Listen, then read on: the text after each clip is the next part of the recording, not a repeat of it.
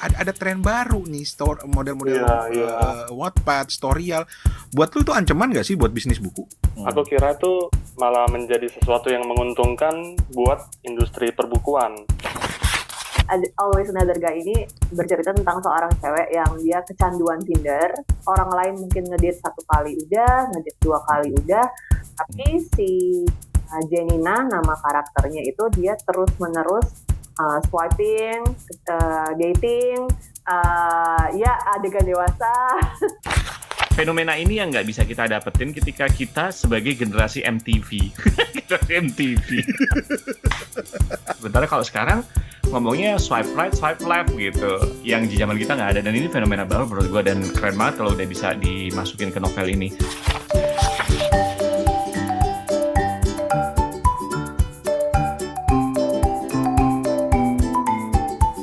Oke, kita akan mulai dengan Kepo Buku untuk episode kali ini, yaitu episode ke-35.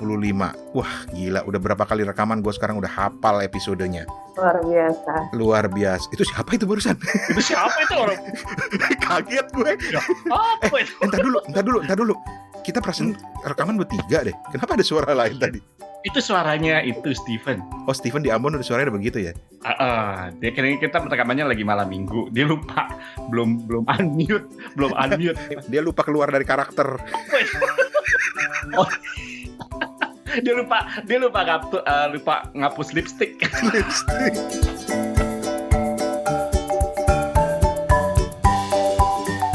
Oke, kita ketemu di Kepo Buku, sebuah acara yang pokoknya ngobrolin buku apa aja dari berbagai aspek, dari berbagai hal pokoknya yang terkait dengan buku. Karena kita memang selalu kepo dengan bacaan orang lain, dan juga kita selalu kepo dengan apa sih yang dilakukan oleh para penulis, orang-orang yang terkait dengan dunia literatur, dunia buku dan lain sebagainya. Makanya kita selalu kepo. Dan Kepo 1 dari Bangkok, nama gua Rane. Kepo 2 di Singapura, Toto seperti biasa. Kepo 3 Ya, Steven di Ambon. Asik. Lipstiknya udah dihapus. Aduh. Fen. Gua ada pertanyaan dulu, Fen. Iya. Lu itu Pakai warna apa lipstiknya? woi, serius? Ya, Pakai warna apa? Enggak. Biasanya pakai parfum apa, Fen? Alah. Fen, lu kan suka buku, tapi lu pernah nulis nggak sih, Fen? Pernah nulis di blog. Kenapa lu memilih nulis di blog, bukan di tempat-tempat lain, atau mungkin menulis buku sekalian gitu? Nulis blog itu kan karena aktualisasi diri ya. Waktu itu lagi zaman-zamannya blog naik daun kan, jadi pengen bisa mencurahkan perasaan, mencurahkan ide. asik perasaan. Tapi ada cara lain sebenarnya untuk mencurahkan perasaan lu, itu lewat cerita, menulis cerita. Dan sekarang itu kan bukan sekarang sih, udah lumayan lama itu muncul tren yang namanya online platform untuk penulis. Bukan sekedar ngeblog, tapi benar-benar nulis cerita lu gitu loh. Lu jangan pura-pura deh, Tok. Lu kan juga punya account di Wattpad, gua tahu. Betul. Kemana ya account gue ya? Namanya Titi. Tapi Titi Ningsih. Nah, Titi Suningsih. Platform-platform seperti ini kan sebenarnya awalnya ya menurut penafsiran gue kan dipakai orang buat menyalurkan tulisan fiksinya gitu ya. Kemudian dalam perkembangannya banyak yang terkenal, banyak yang kemudian jadi buku, banyak yang kemudian iya nggak sih, lu tahu kan, pasti lu sering cerita ke gue kan banyak buku yang muncul dari Wattpad kan. Iya. Nah, gue ada temen nih. Wah, siapa tuh? Yang Siapa tuh temennya? juga nulis di platform semacam ini mirip Wattpad, namanya Storyal. Bukan nama orang ya, nama platformnya Storyal.co. Ini juga platform buat penulis-penulis gitu loh. Mungkin kita bisa tanya-tanyain gitu pengalamannya. Iya nggak? Iya nggak? Karena satu hal yang selalu gua nggak habis pikir itu kalau orang nulis-nulis kayak gitu, kenapa sih nggak langsung nulis di buku aja gitu loh? Kalau di situ kan langsung dibaca orang. Ntar kalau mau diambil penerbit kan udah kadung banyak pembacanya gitu loh. Oke. Iya nggak sih, Tok? Iya. Karena kita berdua, ya paling nggak Toto masih malu-malu nulis di Wattpad dengan identitas aslinya kan, jadi kita panggil aja penulis, salah satu penulis. Jadi minta maaf teman-teman, tadi bukan suaranya Steven sebenarnya, itu suara teman kita kali ini yang tinggal di Bali. Kita panggil aja ya, Syahira namanya. Halo Syahira. Hai, halo semuanya. Halo abang-abang. Abang. Enak aja abang. Wow, ingat umur. Umur gua maksudnya. Jangan abang dong. Om. Sayang gitu. Anjir, sayang. Kalau pakai abang boleh, tapi harus ada abang sayang. Kan biasanya abang tuh sayang kalau ada uang. Kalau nggak ada uang ditendang. Benar. Syahira, apa kabar Syahira? Baik, apa kabar semuanya? Malam mingguan ngapain nih? Ngobrol sama aku. Nah itu dia makanya. Kan kesian bener. Kita malam mingguan rekaman. Ngedate kita itu malam minggu itu ya kayak begini gitu loh. Gitu. Kenalan dulu gua Rane di Bangkok. Gua Toto di Singapura. Ya, Stephen di Ambon ya. Aku Syahira, aku sekarang lagi tinggal di Sanur, Denpasar, udah hampir sebulan. Sebelumnya aku tinggal dan kerja di Ubud udah 2 tahunan. Wow. Keren kan? Keren. Gue tuh selalu pengen ngerasain lu tinggal di Bali kayak apa. Enak gak sih? Lu kan bukan asli Bali kan, Syahira? Aku asli Surabaya, tapi tadi pagi aku sempat ngobrol sama teman yang dia orang Bogor. Dia dulu kerja lama di Jakarta, dan dia bilang kalau bedanya di Jakarta sama di Bali, di Jakarta kan kerasa vibe hustle-nya ya.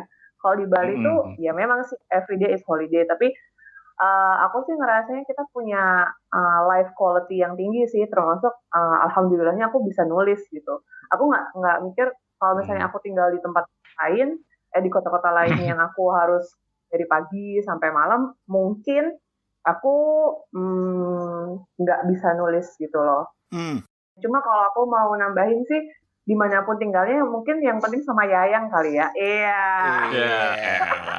Dari tadi nih ya, mentang-mentang nanti kita kenapa kita dari tadi nyerempetnya ke situ-situ terus? Karena ada hubungannya dengan topik. Tapi itu nanti obongnya yang paling nanti gitu. Jadi sabar ya. Iya, gitu. dan ketika kita tahu topik ini, kita langsung samber duluan karena kita ingin sekali teman kita yang di Ambon ini untuk juga menyimak dengan penuh seksama. Siap. Siap dia. Oke. Syahira ini seorang penulis. Cuma yang menarik adalah, dan kenapa akhirnya Syahira yang kita pengen ajak di sini adalah karena dia nulisnya itu di platform menulis online di Storyal. Oh, oke. Storyal itu juga mirip-mirip Wattpad gitu lah, Tok. Platform cerita yang Syahira nulis itu di Storyal. Walaupun mungkin kalau banyak teman-teman ya tadi disebut kan ada Wattpad, kayak teman gue juga ada nulis di Dreamy ya. Dreamy ada juga kayak gitu. Dan mungkin banyak beberapa platform lainnya juga sih kali gitu. Nah, mungkin pertanyaan pertama yang benar-benar gue bikin penasaran, kenapa harus nulis di situ gitu? Apalagi kalau tulisan lu keren, dan gue udah baca tulisannya Syahira. Kenapa lu sampai mau melepasnya di platform yang bisa dibaca semua orang gitu loh? Oke, first thing first, makasih udah dibaca, makasih udah dibilang keren. Ini adalah fiksi pertama aku. Sebelumnya aku sering nulis non-fiksi, jadi tahun 2016 gitu aku pernah kerja sebagai editor di sebuah media online. Dan salah satu foundernya itu adalah founder Storyal. Oh. Aku malah mikirnya aku akan bikin website sendiri. Karena sebelum nulis fiksi ataupun non-fiksi, aku juga udah punya blog. Sama nih sama Coach Stephen. Bang Stephen.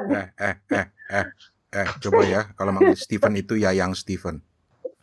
Terus, jadi aku waktu itu mikirnya gini, kalau aku sudah tahu dari Wattpad maupun Storyal. Wattpad aku nanya sama adikku nulis di Wattpad. Terus dia bilang gini, saingannya tuh tinggi banget Mbak, jadi kayak sulit banget untuk dapat view yang banyak. Apanya tinggi banget persaingannya? Ada beberapa isu lah, pokoknya masalah persaingan pembaca ini gitu. Terus aku yang dia udah pengalaman menerbitkan beberapa buku secara indie, dia bilang nggak apa-apa kok kalau dirilis dulu di Wattpad apa di Storyal atau tadi Dreamy misalnya.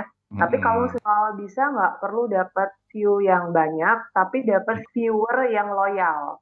Kayak mereka convert ke subscriber, jadi mereka langganan cerita. Yang langganan kan langsung dapat notifikasi kalau ceritaku ada bab baru gitu. Jadi berdasarkan saran dari teman aku itu, akhirnya aku memilih untuk masuk di Storyal. Stephen, ini kayaknya menjawab pertanyaan lu nih, Van. Karena tadi Steven sempat ngerumpiin Syahira nih sebenarnya di grup WhatsApp kita nih, Syahira. Dia bilang, yang view-nya segini kok masih banyak yang lebih gede. Mungkin jawabannya itu kali, Van. Iya, sempat kayak nggak ini juga ya dengan page hit yang segitu ya.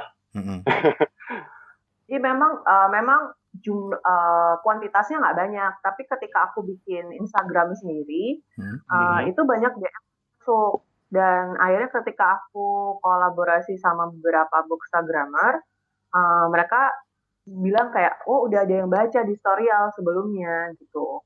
Jadi sebenarnya aku juga lagi proses untuk masuk premium. Jadi itu nanti akan ada next project gitu loh, next step gitu. Tapi yang aku perlukan itu adalah platform di mana pembaca mau itu temanku yang sudah tahu aku nulis maupun orang-orang baru itu baca dan mereka tuh dapat kisi-kisi buku aku. Oke. Tapi belum menjawab pertanyaan gue lo, Syahira. Kenapa nggak langsung nulis? Yes. Kenapa lu nggak langsung nulis buku aja gitu loh? Ya karena pingin bikin gregetnya orang buat nanti ketika bukunya itu beneran terbit, mereka akan langsung beli. Oh, jadi memang niatnya memang untuk menerbitkan buku. Ya, itu yang pertama. Terus yang kedua, aku setelah menerbitkan buku yang pertama non-fiksi tahun 2018 sampai sekarang, aku mengamati orang Indonesia itu masih lebih suka baca buku cetak. Tapi ada orang-orang yang nggak kepingin ketinggalan berita atau nggak kepingin ketinggalan ceritanya, ingin cepat-cepat tahu. Jadi dengan adanya platform baca online ini, itu kasih kesempatan buat orang-orang yang nggak mau ketinggalan ini untuk tahu, oh aku tahu lebih dulu daripada orang-orang, dan ketika bukunya itu dicetak, itu cuma buat koleksi aja, karena aku udah tahu ceritanya gitu. Zaman udah berubah banget ya. Iya. Makanya mungkin kita akan tahu bahwa kebanyakan tulisan yang di platform online itu fiksi daripada non-fiksi. Karena flow-nya orang baca itu beda antara fiksi dan non-fiksi. Gitu. Oke. Steven, lu kan orang buku, Van. Lu nggak merasa terancam, Van? Dalam artian gini, Syahira mungkin belum tahu kalau Steven ini juga bisnis buku. Toko buku kan? Toko buku. Oh, lu udah di stockingin lu, Van. Udah di research. Sejauh mana lu mengenal Steven? Apa sih? Woi. Kita aja belum kenal sampai sekarang Steven itu siapa ya? Ya nanti saya bikinin profilnya deh. Loh. Maksud gue gini, Van. Lu kan orang yang berbisnis buku gitu. Tapi sekarang orang ada tren baru nih, model-model Wattpad, Storyal. Buat lu itu ancaman gak sih buat bisnis buku? Aku kira itu malah menjadi sesuatu yang menguntungkan buat industri perbukuan.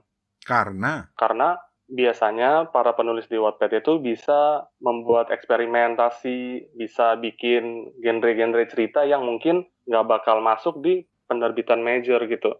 Misalnya nih, aku ada contoh catatan harian Menantu Sinting dari editor sekaligus penulis Rosi Simamora. Nah, dia itu kan seorang editor yang punya kemampuan menulis yang bagus. Dia bikin cerita yang agak-agak dalam tanda kutip nyeleneh gitu kan, tentang catatan harian si menantu nih, menantu perempuan, dengan dinamika di dalam keluarganya dia, yang ngebanyol, yang penuh dinamika kehidupan di keluarga gitu kan, dan juga ada unsur 18 plusnya lah gitu. Ketika dia udah bikin di Wattpad dan akhirnya dia nyebrang kasih ke penerbit GPU dan akhirnya juga cukup laris ya, aku rasa di situ penerbit juga mendapatkan sebuah hasil yang udah jadi gitu, ibaratnya ya Bang Rane, Mas Toto, Syahira. Tapi yang gue nggak habis pikir ya, nanti Steven atau malah Syahira nanti yang bisa bantuin gue. Yang gue nggak habis pikir itu adalah kalau gue harus nulis dan gue harus nulis di platform macam Storyal atau Dreamy atau Wattpad itu, buat gue udah nggak surprise dalam artian orang udah baca buku tulisan gue, kemungkinan nanti karya gue dibajak juga besar gitu loh. Dan belum tentu nanti penerbit mau ngambil buku yang udah nongol atau dibaca oleh orang banyak juga gitu loh. Gue karena apa? Salah satunya gue ingat misalnya ceritanya Raditya Dika ya, dengan buku pertama dia Kambing Jantan. Itu kan semuanya dari blog dia, tapi kemudian ketika buku itu keluar, hilang tuh, dia tutup tuh artikelnya semua. Jadi gue mikirnya, mungkin karena penerbit merasa jangan sampai orang udah nggak ada element of surprise-nya lagi ketika bukunya terbit. Iya nggak sih? Gitu nggak sih? Kekhawatiran itu valid nggak sih menurut lo? Valid. Makanya kan di buku yang terbit ini, buku fisik yang akan dicetak itu biasanya ditambahin 1 atau 2 bonus chapter yang belum ada di platform. Itu sebenarnya make sense banget. Jadi di awal teman aku juga udah bilang, kalau kamu memang mau masuk ke platform, kamu harus siap kalau nggak ada penerbit mayor yang mau nerbitin. Iya kan? Nah, aku berpikirnya gini, kasus aku tahun 2018 aku bikin non-fiksi itu berasal dari blog. Dan benar kata Stephen, kalau aku nambahin beberapa bab yang nggak ada di blogku. Jadi benar-benar tulisan baru. Itu satu kelebihan kenapa orang akhirnya at the end beli bukunya, walaupun beberapa tulisan tidak ada di blogku. Tapi di sisi lain, sebagai seorang yang belum pernah nulis fiksi, dan ini adalah fiksi pertamaku, aku merasa ini adalah sarana untuk aku dikenal. Mungkin untuk penerbit aku nggak bisa jawab ya, karena aku bukan dari penerbit. Tapi kemungkinannya penerbit itu melihat itu juga ada. Seperti tadi di awal disebutin kalau ini sudah ada beberapa buku yang dicetak karena udah dibaca di Wattpad berapa juta gitu. Nah, sementara kasus aku sendiri, aku belum pernah nulis fiksi. Apakah kalau misalnya aku ujuk-ujuk masukin naskahku ke penerbit akan diterima? Juga belum tentu. Oke. Aku sih mikirnya dulu kayak daripada aku harus nunggu 6 bulan ditolak, aku harus penerbit. Ya udah sih gitu, aku masukin aja ke platform, ada yang baca. Perkara nanti aku memang mau cetak, mungkin aku bisa cetak indie, mungkin aku bisa cetak self-publishing, atau misalnya ada mayor di platformnya itu, kita bisa dibikin kontrak untuk dicabut, di take down dari platformnya. Dan jadi banyak alternatif, banyak solusi. Cuma yang waktu aku sempat dibisikin juga sama editornya Storyal adalah kalau memang aku mau mengambil dua-duanya, mau nulis di platform dan juga mencetaknya jadi buku, sebenarnya yang di platform nggak perlu ditutup. Jadi misalnya aku bikin endingnya cuma sampai bab 25, tapi karena aku udah kepingin nulis bab berikutnya, ya udah aku tulis aja di Storyal bab 26, bab 27 sampai bab 30, atau mungkin bab 35, atau mungkin bab 45. Tapi buku itu kan kadang ada keterbatasan halaman, keterbatasan atensi, cuma maksimal 250 halaman apa segala macam kayak gitu. Jadi platform itu jadi kayak dokumentasi juga tuh. Jadi lu mau nulis, Ran? Pengen sih. Jahel pengen. Tapi gue mau nanya Mas Yaira nih, kalau nulis di sini kan lu nggak harus selesai cerita lu jadi satu kan? Jadi udah selesai tamat gitu kan? Lu bisa nulis misalnya bab 1-nya dulu, kemudian bab 2-nya gitu kan, Yaira? Bener, iya. Jadi ada beberapa orang kayak adikku yang di Wattpad itu dia nulisnya kalau aku kan nulis aku nulis sampai selesai dulu, baru aku masuk ke Storyal. Oke. Kalau adek lu enggak? Jadi dia nulis aja langsung di platformnya Wattpad itu. Jadi dia langsung buka dan dia kayak yang kadang amazed juga sih, kayak wah kuat juga ya dia nulis handphone gitu. Gila. Menarik. Tambahin satu lagi. Dulu kan aku pikir mau bikin blog tersendiri kan tentang bukuku ini. Tapi ternyata ketika aku masuk ke Storyal, itu ternyata tidak bisa di-select. Jadi nggak bisa copy paste. Dan kalau misalnya kalau nggak salah dari aplikasi ya, itu nggak bisa di-screenshot. Oke. Jadi aku ngerasa cukup aman sih so far. Aku kira ini mengenai platform ini adalah sebuah tempat paling bagus ya kalau mau pengen mulai nulis ya. Gimana nih? Iya nih. Jadi tempat apa ya? Tempat yang nggak perlu banyak skill gitu ya. Asal lo pengen niat aja gitu ya, konsisten aja. Bakal dapat feedback, bakal dapat pengaruh juga dari pembaca. Itu aku kira nyenengin banget kali ya untuk jadi penulis masa kini. Dan satu yang gue suka itu karena seperti Syahira bilang tadi, lu bisa ngedapetin pembaca yang loyal gitu loh. Mungkin nggak banyak, mungkin ya, nggak tahu ya. Tapi paling enggak lu bisa dapetin pembaca yang loyal, yang bahkan sampai mau nungguin cerita lo atau bahkan masih ngasih feedback ke lo. Itu kan mahal banget itu.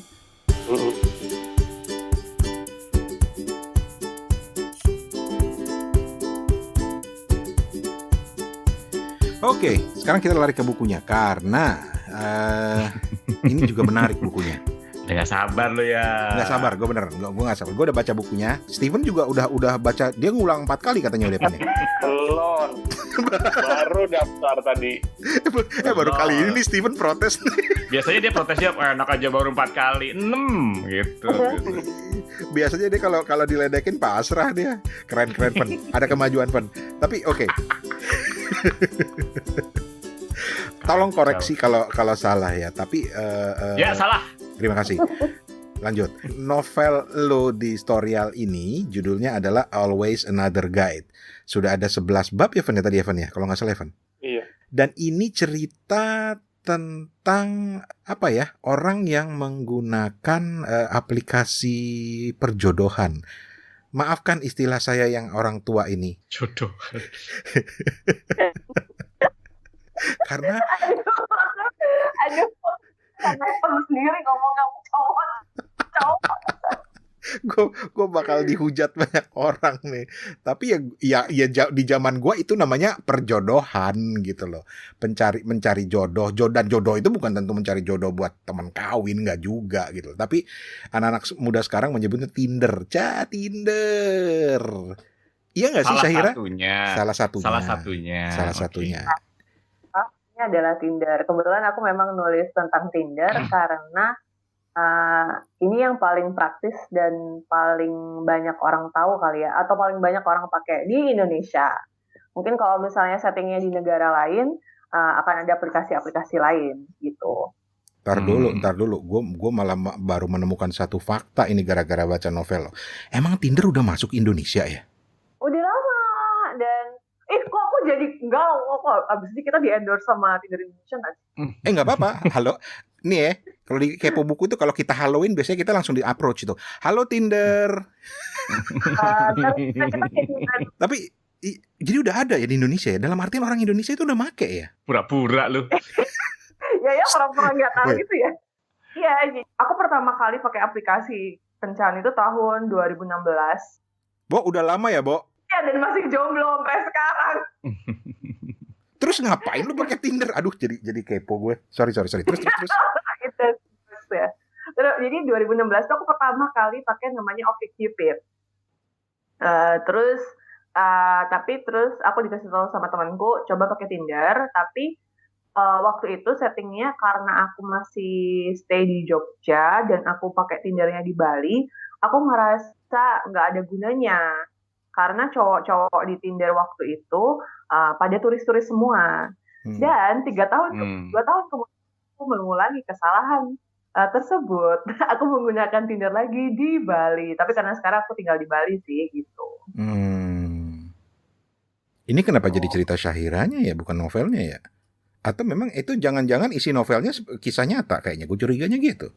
Terinspirasi dari kisah nyata. Terinspirasi dari kisah nyata. Catat. Aku gambarinnya gini kalau buku ya, terinspirasi dari kisah nyata. Ini tuh kayak film Titanic. Titanicnya ada. Titanicnya karam iya. Tapi apakah dulu itu ada karakter namanya Jack dan Rose? Kita nggak tahu. Begitu. Oh. Rasanya gitu. Oke. Jadi Titanicnya ada. Oke. Jadi lu yang jadi Rose-nya. tetep aja guber. Bodoh amat. Iya, ya bodo amat gue mau ceritanya kayak gitu, langsung aja gitu kan. Sebenarnya Rose-nya itu adalah Shahira. Oke, sebelum si Rose Shahira ini itu kan. Van, gimana menurut lu, Van? So far dari 3 bab yang aku baca ya, karena kalau misalnya kita pengen baca lebih dari 2 bab kalau nggak salah, kita harus jadi membernya Storyal. Itu untuk ini ya kali ya, user acquisition-nya dia ya, keren banget. Dari 3 bab ini aku karena memang udah dengar background dari penulisan novel ini, ya pertama tuh kisah-kisah personal tuh sangat-sangat seru buat dikepoin ya. Itu satu. Dia penasaran. Terus. Terus yang kedua, so far penulisan ceritanya tuh bagus, ngalir dengan asik aja gitu. Banyak banyak kayak kuliner, kayak salah satunya ini yang aku tandain ya, di sini di novelnya bab 2 si penulisnya cerita, ini bubur ayam orang Sunda nih lebih enak daripada bubur di Jakarta. Nah makanya waktu ada kesempatan ini aku pengen nanya langsung nih, how come gitu, apanya yang bikin Gue kira lo mau tanya tukang buburnya namanya siapa? Karena kalau tukang bubur gue yang biasa gue beli di Jakarta, yang jual juga orang Sunda. Oh gitu. Gue nggak setuju. Gue lebih suka bubur ayam Jakarta. Ini kenapa jadi ngomongin bubur ayam sih? Terus apa lagi, Van? Dari segi ceritanya? Dari segi cerita tuh build up-nya tuh seru lah. Itu aja sih so far. Tapi lu nggak kepo karena lu udah ngomong langsung dengan orang yang kemungkinan besar dalam tanda kutip adalah tokoh di novel itu. Ya kepo kayak gitulah.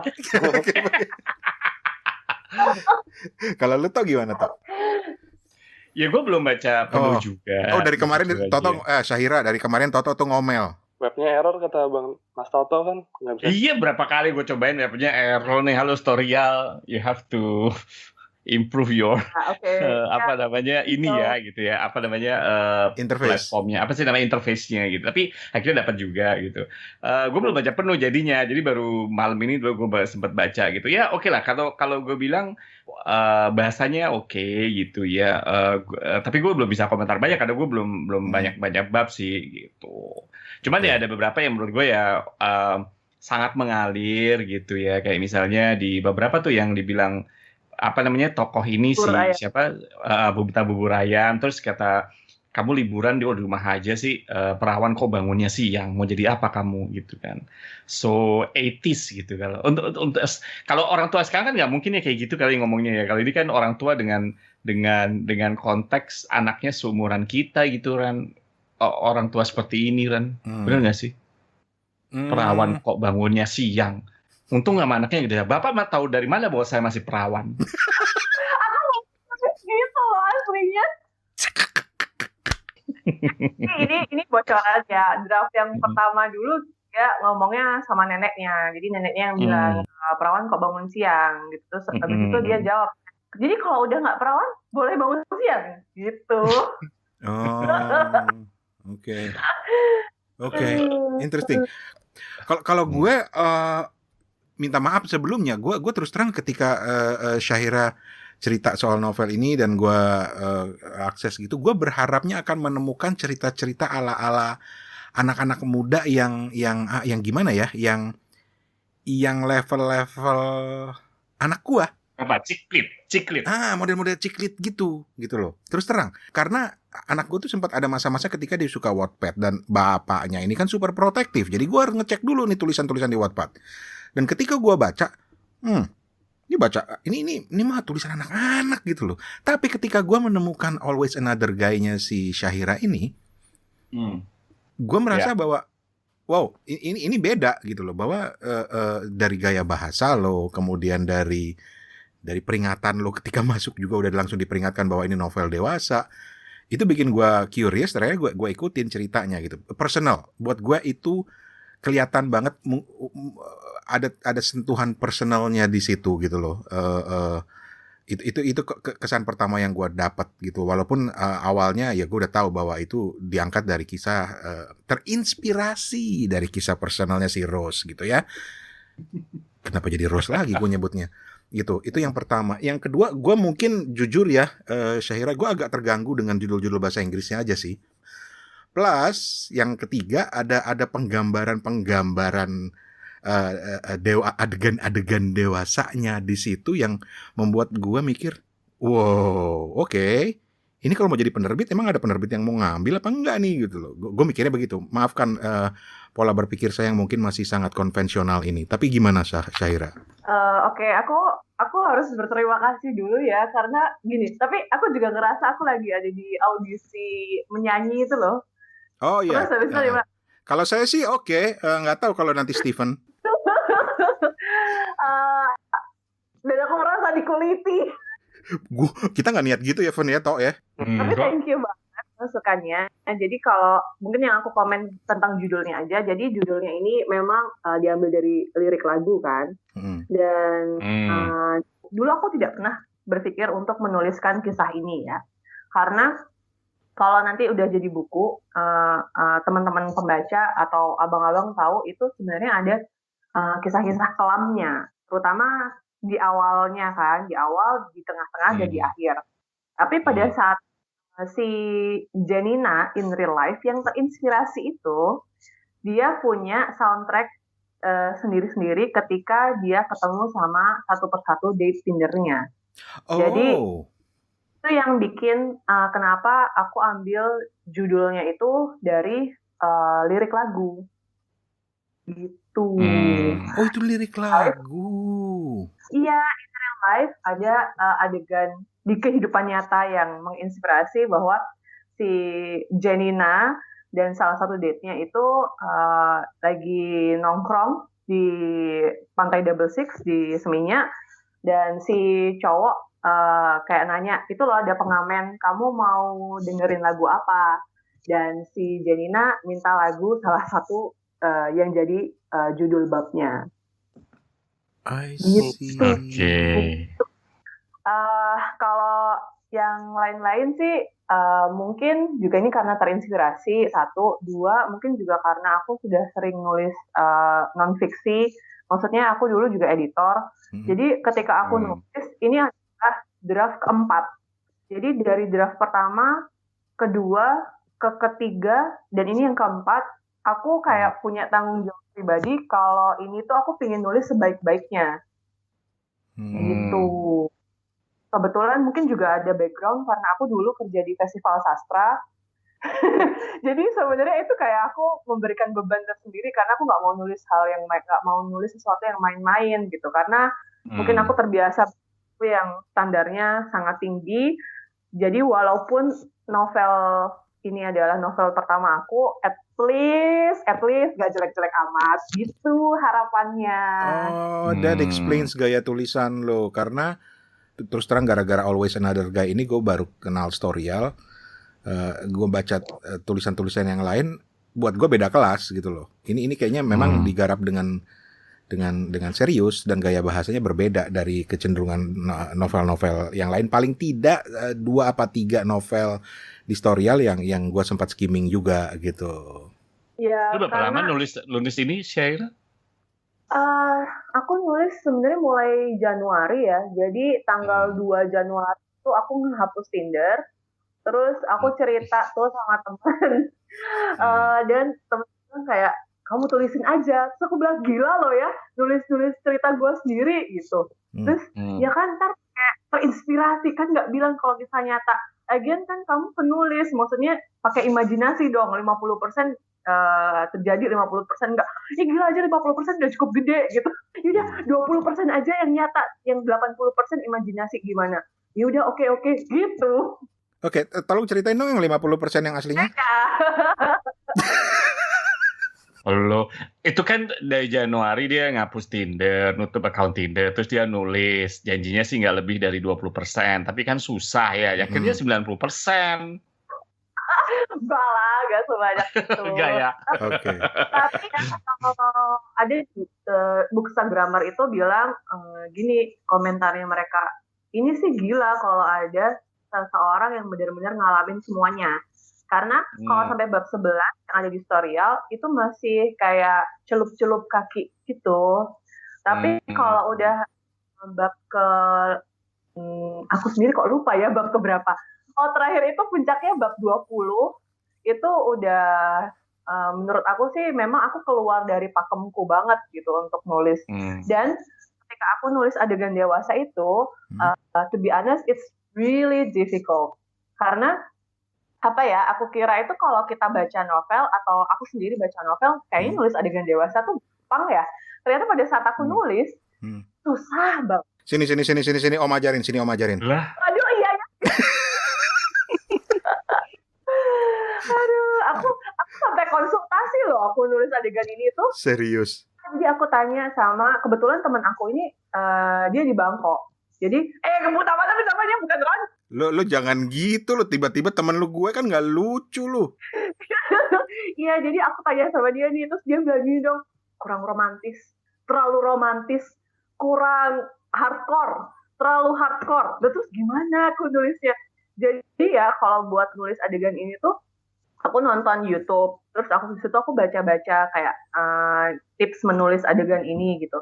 Dan memang benar-benar sulit. Jadi di antara yang lain nih, kayak hampir semua chapter itu bisa ditulis dengan lancar. Cuma di adegan ini aja aku stuck sampai kira-kira 2 minggu. Dan itu baru nulis, belum ngedit, belum nge-review. Terus jungkir balik. Karena mau nulis itu aku harus mikir gini, oke, dia berdiri, terus habis itu tangannya di mana. Ya, begitulah. Halo, Pak Diam. Speechless langsung semuanya, orang diam semua. By the way, kalau misalnya mau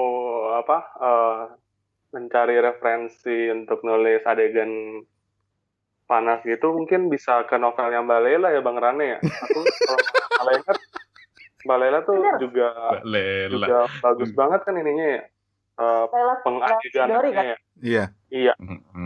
Aku setuju karena aku memang aku terkesan sama adegannya di Pulang sama di Laut Bercerita, di mana di situ itu aku juga baca nih beberapa novel yang ada adegan dewasanya di Wattpad, dan mereka itu cuma ya istilahnya kayak ya terjadi dan terjadilah gitu. Tapi ketika aku maksudnya aku baca Pulang dan Laut Bercerita itu udah lama, tapi aku memang terkesan karena adegannya itu dibangun dengan emosi.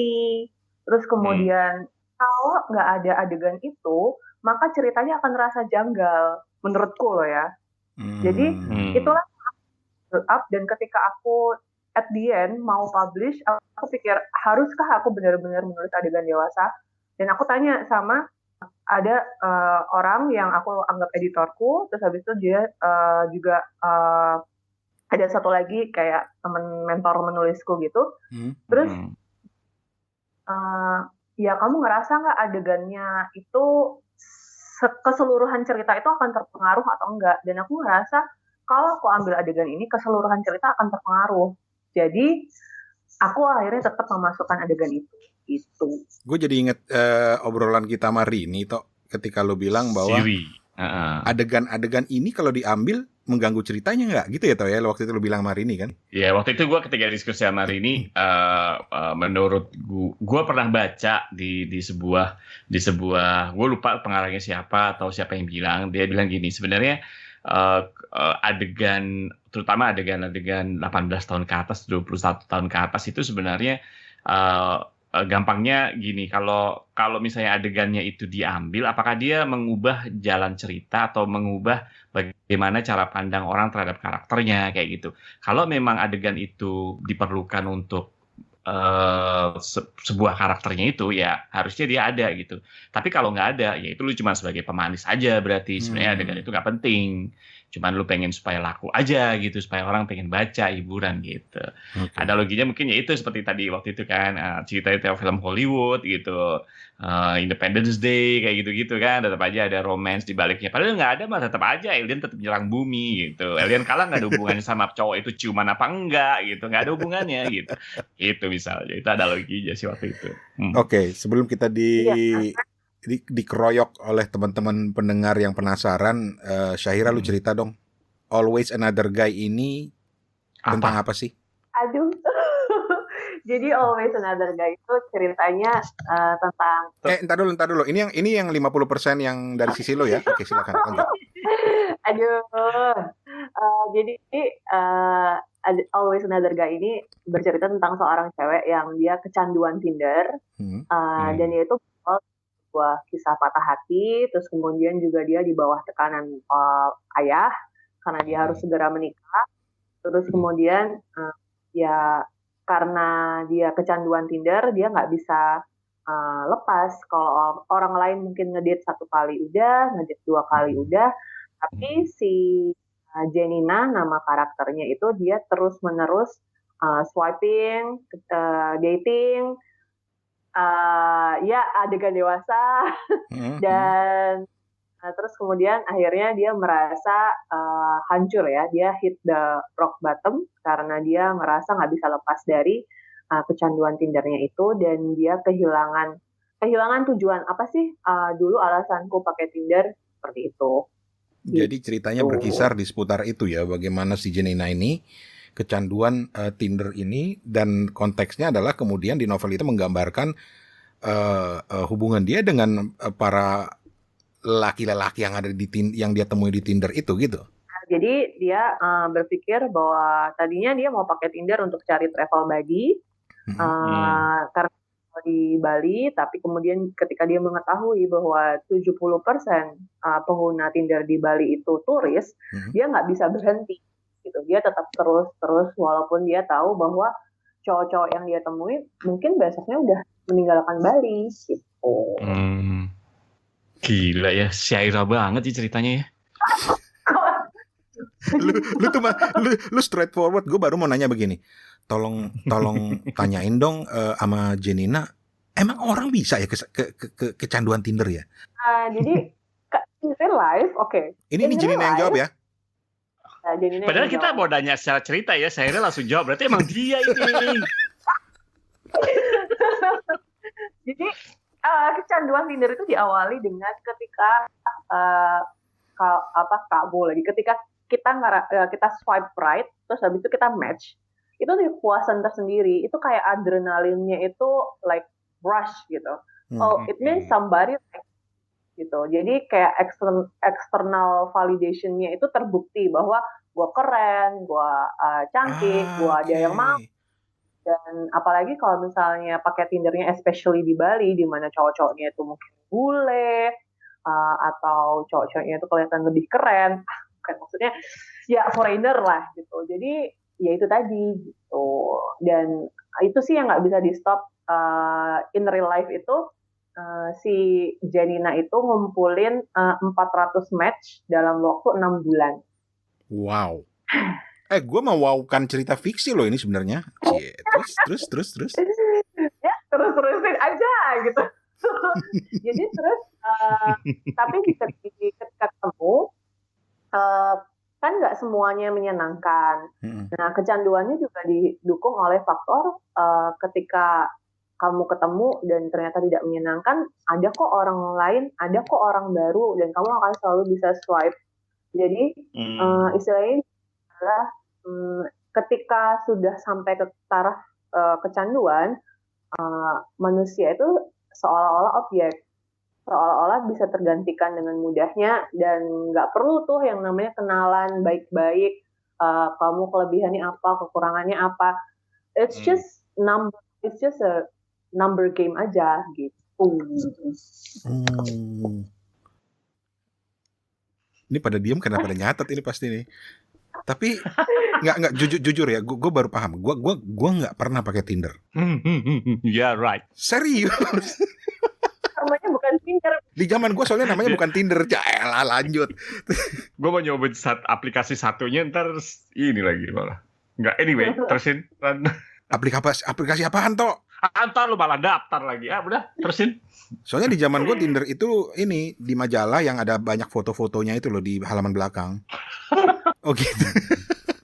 Anyway, memang ada hal-hal yang menjadi pertanyaan-pertanyaan gue karena emang gue nggak paham sebenarnya prinsip-prinsip kerja aplikasi-aplikasi seperti ini gitu. Dan gue baru sadar ketika lu bilang tadi bahwa salah satu kepuasannya itu karena lu mendapatkan pengakuan ketika itu match, itu benar-benar mendapatkan sebuah pengakuan. Sementara gua yang pemikiran konvensional ini berpikir bahwa Tinder itu pure untuk nyari jodoh gitu loh. Ketika lu sudah ketemu, berhenti udah gitu loh. Nah, tadinya aku juga berpikir seperti itu, tapi ternyata scientifically research mengatakan bahwa alasan pertama orang pakai aplikasi kencan bukan untuk mencari jodoh, tapi karena lagi bosen. Lagi bosen, Oh oke. my, oke. Sekarang waktu masa-masa pandemi kayak gini nggak bisa ketemu orang, bosen, udah habis selesai nonton drama Korea, udah saya dengerin podcastnya Kepo Buku sampai selesai semua episode, terus mau ngapain lagi gitu. Terus baru cari jodoh itu kalau nggak salah nomor 3, karena cari kencan ya nomor 2, terus nomor 3 atau nomor 4 gitu, karena selain itu ya itu tadi to boost your ego itu adalah salah satu alasan yang sering dikemukakan pengguna aplikasi kencan. Disinilah gue merasa tambah tua, beneran sumpah gue merasa tua banget di sini. But ya, tapi di dalam novel ini juga salah satu karakter mengatakan ke Janina bahwasanya menggunakan aplikasi kencan itu bisa jadi itu untuk alasan keamanan. Maksudnya gini, zaman sekarang mungkin bukan zaman sekarang, atau mungkin budayanya aja di Indonesia ini kita nggak terbiasa deketin orang atau kenalan sama orang pas kita lagi di bar atau lagi di restoran atau lagi dimanapun. Datang, hai cantik, bisa-bisa ditampar kali ya gitu. Tapi mungkin kalau di luar negeri mungkin itu nggak mengherankan. Tapi aplikasi kencan jadi alternatif di mana orang nggak tahu mau dapat kenalan dari mana. Dia mungkin mau keluar dari zona nyamannya atau dia memang komunitasnya terbatas. Karena istilahnya apa ya, kayak walaupun aku misalnya aktif di komunitas baca buku atau di festival sastra, kan aku nggak mungkin nyari jodoh di sana. Ujuk-ujuk aku datang terus habis itu, hai aku nyari jodoh di sini. Walaupun ntar ketemunya kan seru ya, sama-sama pembaca buku atau sama-sama penulis. Tapi kan aku ke sana tujuannya bukan untuk cari jodoh, tujuanku ke sana ya enjoying the festival, enjoying the community gitu. Van, lu waktu ke Ubud tujuan lu apa, Van? Enjoying the festival gitu. Ngibulo. Enggak, sorry. So what do you think, Steven? Aplikasi kencan ini apa ya, kayak sebuah fenomena yang seru banget ya di masa sekarang gitu ya Bang Rani. Istilahnya mendekatkan orang yang jauh. Itu aja sih yang menurut aku amaze-nya itu. Gue penasaran, asli gue penasaran. Ya karena gue tidak pernah berani mencoba dan tidak tergerak. Bukan tidak tergerak, nggak pernah berani mencoba aja gitu. Makanya gue ketika baca novel ini dan ketika dengar cerita Syahira yang bilang bahwa ini bisa adiktif gitu ya, bisa bikin ketagihan, itu gue bertanya-tanya dan sekarang gue menemukan jawabannya.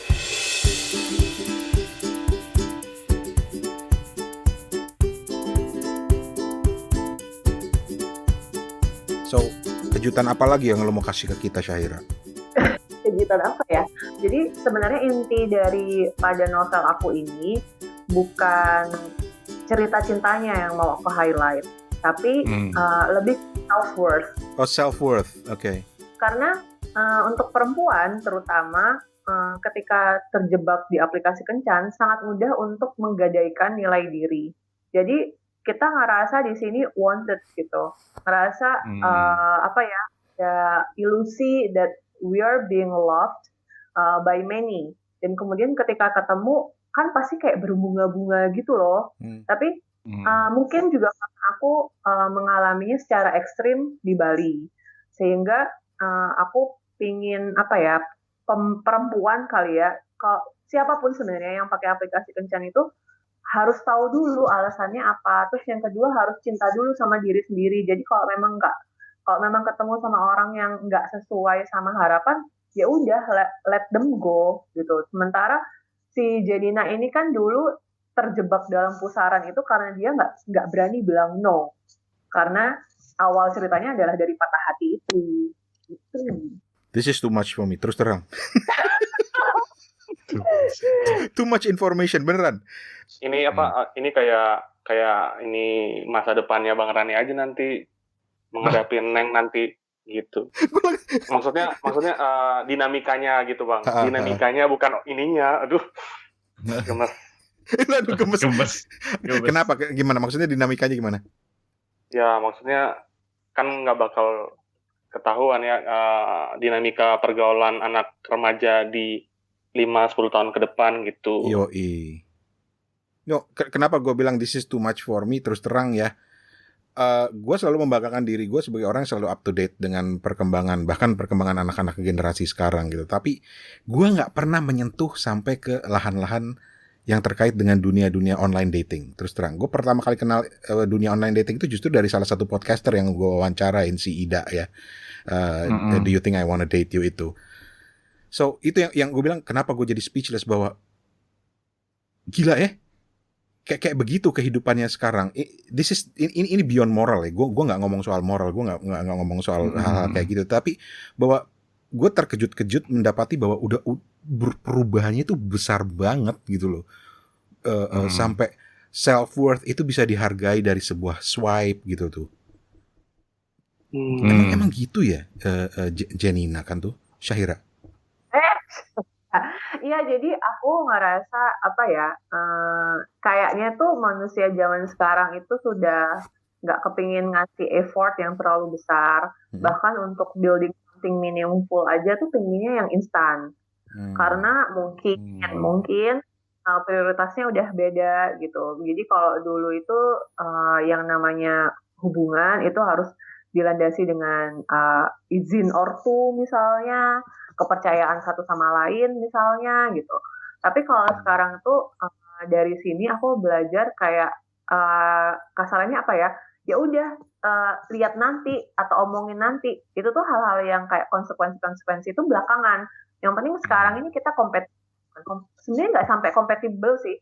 Lebih kayak connect nggak sih? Ada chemistry-nya nggak sih? Padahal itu kadang-kadang menipu gitu loh. Itu tadi ilusi.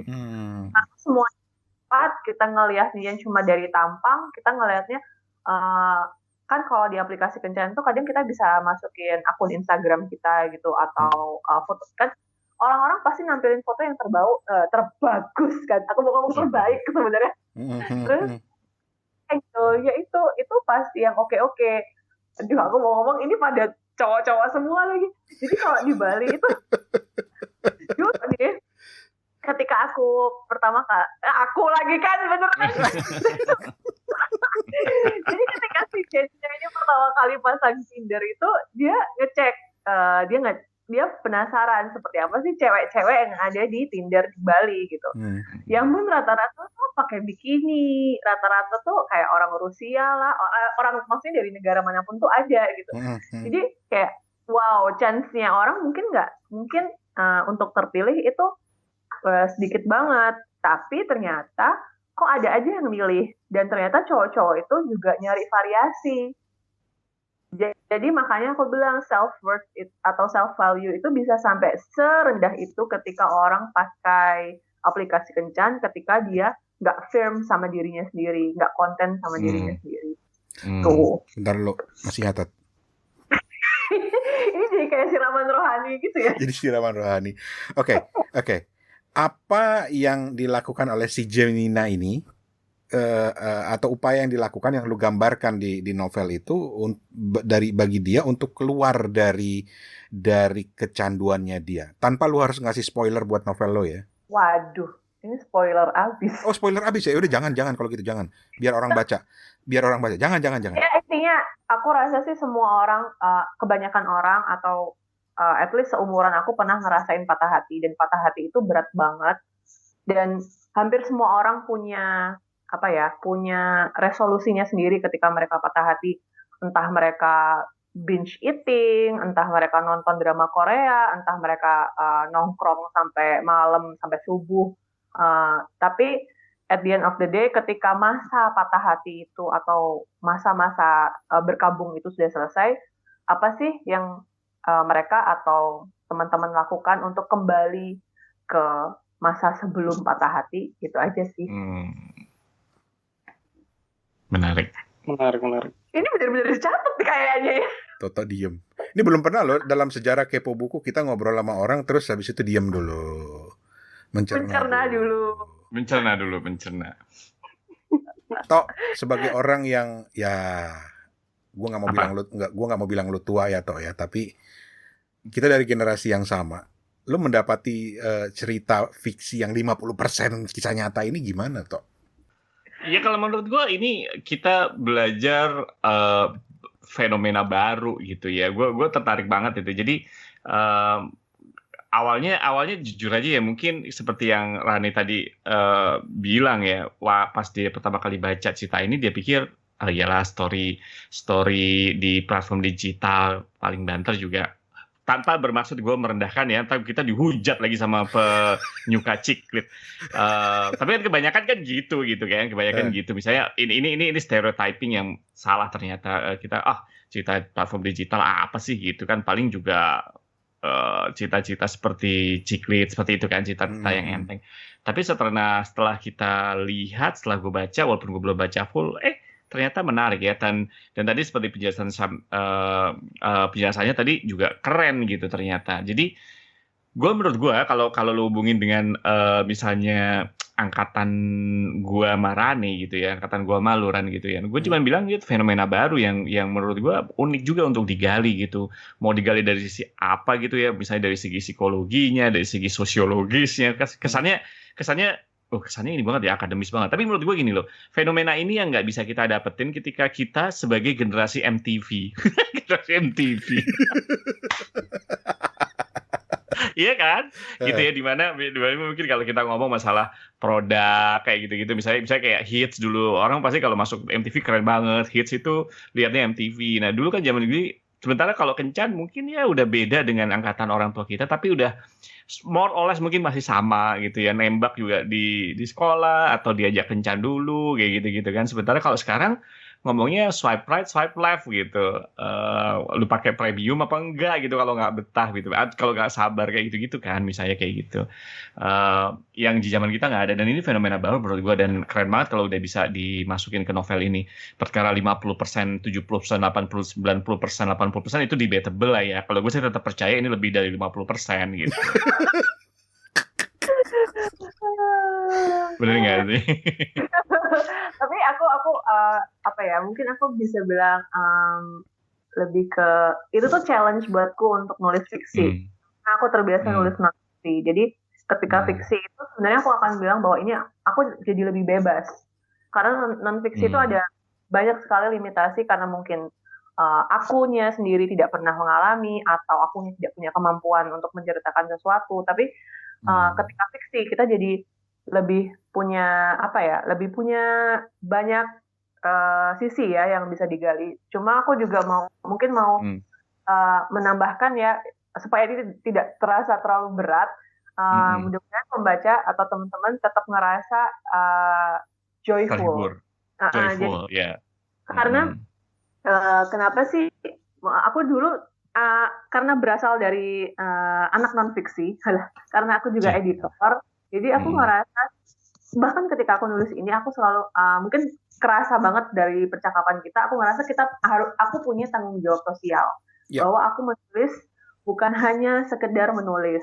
Tapi kemudian, karena teman-teman pembaca ada yang bilang, ya kadang kita nggak butuh itu sih, mau baca kan cuma ya pleasure aja, entertainment aja, happy. We don't think about the moral value, we don't think about the lessons or anything. Just want to be happy aja gitu. Itu poin yang menarik gitu loh, karena gua nggak tahu Toto sama Steven ya, silakan nanti jawab masing-masing. Tapi buat gue membaca terutama fiksi, buat gue itu leisure. Mau fiksinya ribet kayak Murakami atau sampai kayak yang sebelumnya nih minta maaf dulu nih buat para penggemar ciklit, bukan merendahkan ya, tapi kadang-kadang it's just a generation thing gitu loh, karena ada perbedaan aja gitu loh, sehingga buat kita membaca roman-roman anak-anak muda itu begini lagi gitu loh, udah ngalamin gitu. Oke. Terus lanjut ke cerita gue tadi. Jadi gue termasuk yang memang membaca untuk leisure gitu. Tapi begitu mendapati dari cerita si Jenina yang katanya 50% ini, gue justru jadi Ya itu tadi, jadi bertanya-tanya, wow, seperti inikah kehidupan sekarang gitu loh, gitu. Dicerminkan dengan, karena gue yakin bahwa novel itu mau fiksi atau mau 50% atau mau 100%, itu kan pastinya diangkat dari sebuah peristiwa yang pernah terjadi atau ada di refer dari sebuah kejadian gitu. Dan itu yang membuat gue kemudian menjadi menarik tali gitu ya ke kehidupan nyata gitu, atau menarik kesimpulan itu ke kehidupan nyata gitu, yang kemudian jadi bikin gue berpikir bahwa begini toh sekarang kehidupan anak-anak muda sambil megangin jenggot yang sudah mulai putih. Tapi ya sampai terakhir juga ini kan ada dinamika hubungannya Janina sama ayahnya kan. Exactly. Itu yang sebenarnya pengen gua arahkan ke situ. Tapi oke, lanjut. Lu udah memulainya, silakan. Iya, jadi awalnya itu aku pengennya itu lebih dekat sama ibu. Karena kebetulan aku juga dekat banget sama ibuku gitu. Tapi ketika aku baca-baca psikologi, maksudnya baca-baca artikel, ternyata dari sisi psikologis itu lebih kental hubungan anak perempuan sama ayahnya yang membuat dia kehilangan self value atau dia punya relasi yang sulit sama laki-laki, dan itu yang jadinya akhirnya aku fokuskan itu dari draft pertama ke draft kedua aku harus menghapus 20.000 kata, nggak nyampe, sekitar 10 ribuan kata untuk kemudian lebih fokus ke dinamikanya dia sama ayahnya gitu. Gimana yang 20.000 kata ini apa yang kenapa lu hapus? Karena tadinya aku maunya itu menggambarkannya dari sisi ibu. I see, okay. Tapi terus kayaknya kok lebih pas kalau sama ayah ya gitu. Nah, ini ada cerita lucu karena kan ibunya Janina aku bikin meninggal. Terus ada tuh sahabat aku di dunia nyata, sahabatnya bukan Syahira, sahabat si orang asli ini, itu bilang, kamu nggak ada apa-apa sama mamahmu kan? Kenapa mamahmu kamu bikin meninggal di novelmu? Itu fiksi, itu bukunya Janina. Itu Janina. Tolong dicatat, itu Janina. Ya, Oke, that's interesting. Steven, ya. Lu digaji di Kepo Buku bukan cuma buat nyatet loh, Van. Iya. Digaji sombong banget ya. Jangan-jangan nggak install nih. Jangan-jangan lagi asik swipe nih, mana nih si Janina nggak nongol gitu ya. Iya gitu. Swipe mulu dari tadi gitu. Kenapa, Van? Kalau misalnya nyari Janina kan harus beli fitur premiumnya di Tinder biar bisa connect ke luar kota. Iya betul. Nah, tahu.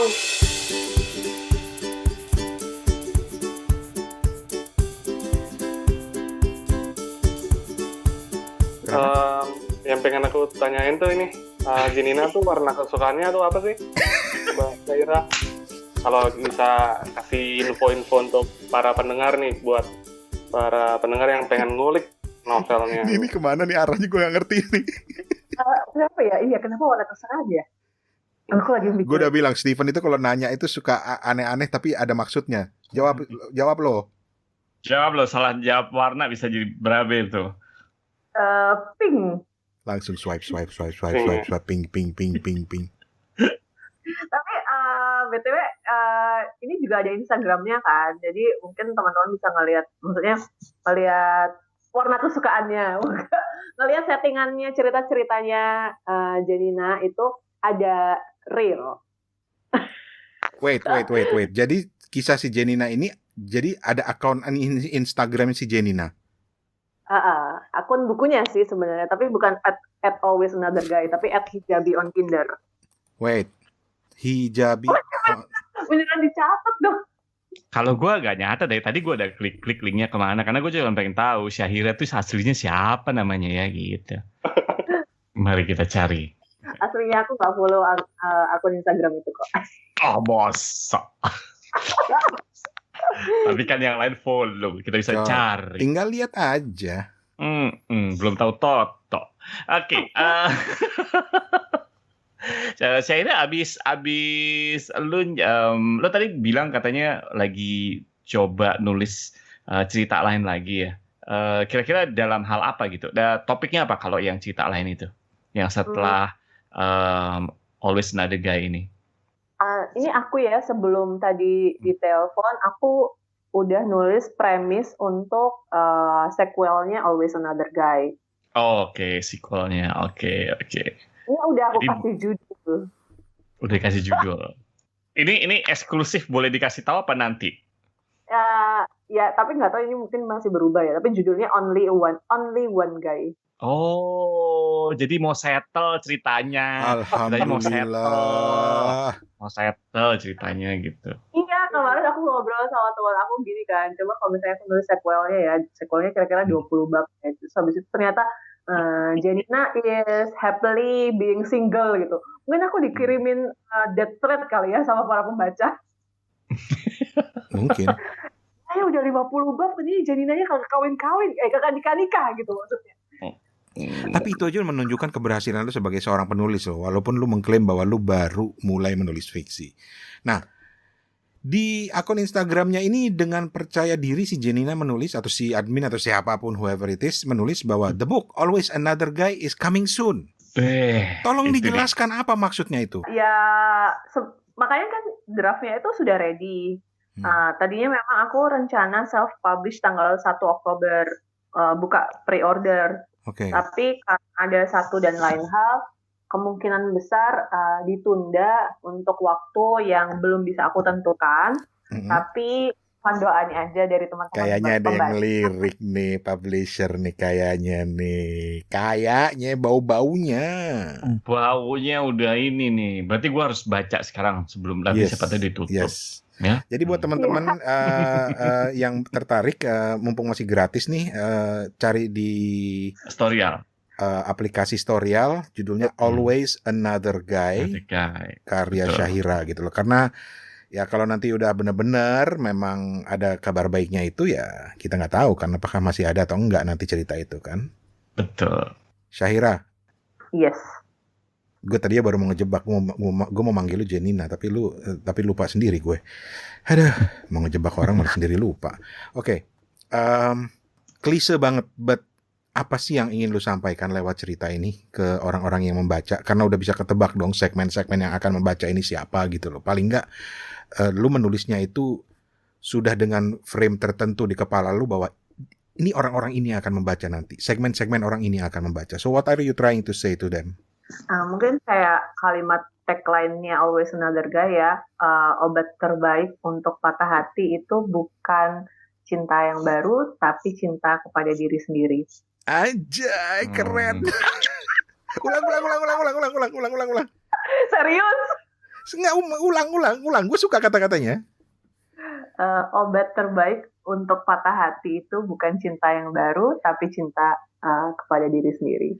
Kita berikan waktu sebentar buat Steven untuk mencatatnya dengan benar. Gitu, Van. Oke. Kira-kira bakal dilirik sama PH nggak ya nih?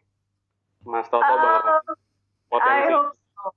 Jadi, ini bocoran. Aduh, aku jadi cerita bocoran nih ya. Kita nggak nanya loh. Kita nggak nanya. Lu sendiri yang ngomong. Bocorin loh. Belum aja kalau PH. Ya Allah, amin, ya Allah gitu.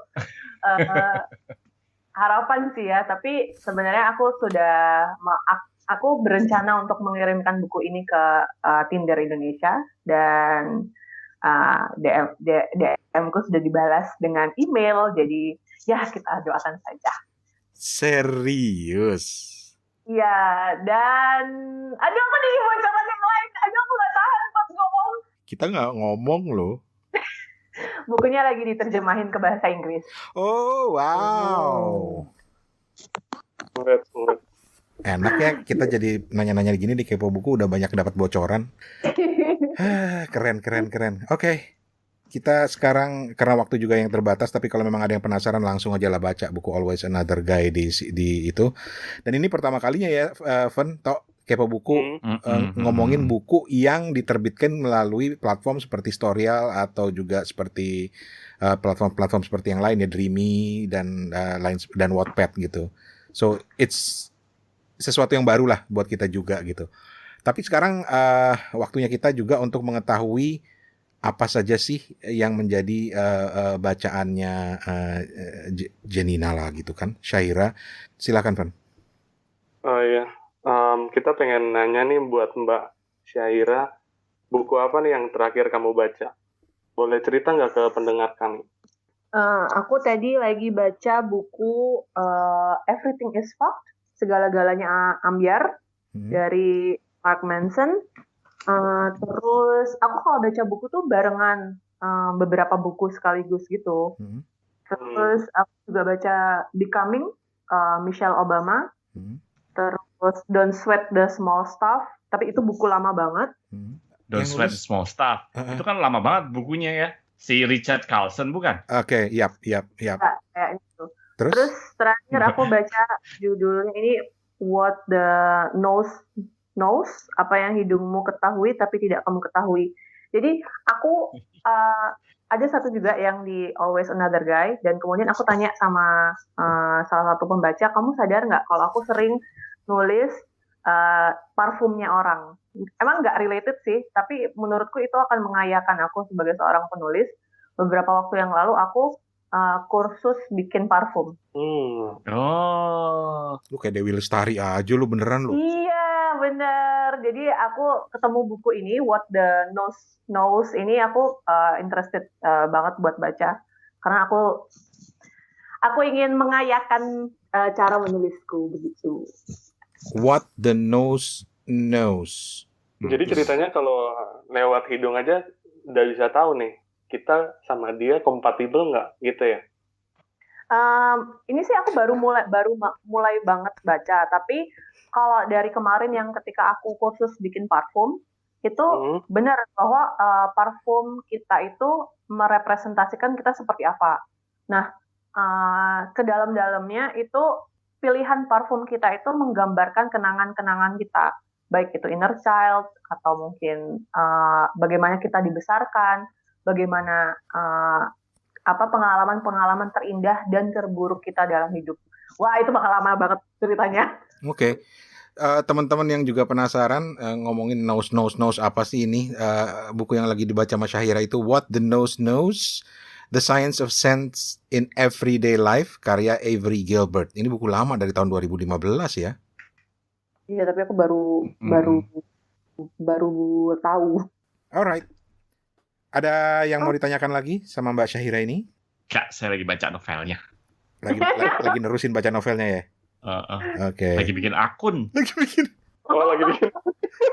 Gua udah dong. Berarti hari ini, malam ini udah ada 2 user baru nih, berkah dari obrolan kita. Tapi menarik kok, storyal ini menarik. Oke. So, thank you banget Syaira. Thank you ya, Syaira. Kata-kata terakhir lah sebelum tutup nih. Sadis amat kata-kata terakhir. Aku bersyukur banget, aku berterima kasih banget. Kepo Buku mau jawab WhatsApp aku. Aku appreciate karena gini, aku kan sebenarnya aku basicnya pembaca buku dan kerja di festival sastra. Jadi ketika cari podcast sebenarnya aku cari juga podcast yang mau ngebahas dari sisi kepenulisan. Dan aku berharap tadi yang kita share ini bikin orang-orang lebih banyak baca dan juga mau sharing lewat tulisan dengan cara apapun. Karena sekarang tuh caranya udah gampang banget. Kalau masih ada orang yang malu-malu, masih ada orang yang mikir-mikir buat berbagi tulisan atau berbagi ilmu, rasanya sayang banget untuk nggak memanfaatkan apa-apa yang sekarang ada. Karena itulah, makanya dengerin Kepo Buku terus. Halah, pesan sponsor. Jangan-jangan waktu ke Ubud, Steven sama Syaira udah pernah ketemu nih, jangan-jangan. Mungkin ya. Tapi Mbak Syaira kan bilang dia udah resign kan dari festival dari 2 tahun lalu. Aku baru kerja 2018 dan 2019. Jeng. Waduh. Steven langsung nginget, yang mana nih orangnya ya? Cari-cari yang mana ya orangnya gitu. Di festival tuh orangnya banyak banget Bang, tapi yang paling enak tuh ini es krimnya sih. Kok es krimnya ya? Gua demen ya Mas Steven. Oke, anyway, thank you banget Syaira. Thank you. Thank you ya, sukses.